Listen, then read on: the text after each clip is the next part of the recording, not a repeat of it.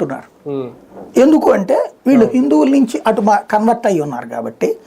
మీరు చూడండి, ఎప్పుడైతే హిందువుల పండుగలు ముఖ్యమైనవి వస్తుంటాయో కరెక్ట్గా ఆ టైంకి ప్రత్యేక కార్యక్రమాల పేరుతో క్రిస్టియన్స్కి సంబంధించినటువంటి మత పెద్దలు ఏదో ఒక ఏర్పాటు చేస్తారు.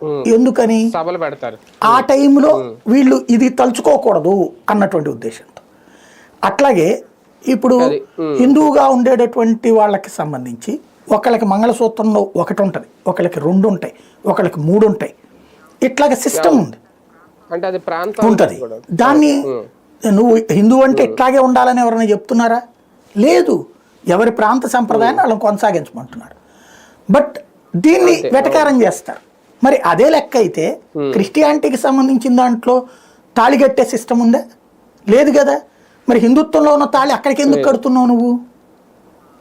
తప్పంటలేదు, కానీ మన సంస్కృతి నుంచి వెళ్ళారు కదా వాళ్ళు, తాళి కట్టించుకోనీలే. అక్కడ కూడా తాళి కట్టించుకుంటున్నారుగా, ఇప్పుడు జరుగుతున్నాయి కదా.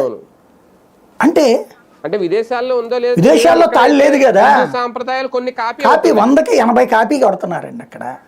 ఇందాక మీరు అన్నారు ధ్వజస్తంభం ఉంది అంటే, మీరు ఆ విదేశాల్లో ఉందని అడిగారు, కానీ మన దేశంలో అయితే ఉంది. కేరళలో చర్చి ముందు ధ్వజస్తంభం. నేను అదే అంటున్నా, మన దేశంలో కాపీ కొడుతున్నారు కదా. అంటే నీ సంప్రదాయంలో అది లేని దాన్ని ఎందుకయ్యా అని అంటున్నామా మనం. కానీ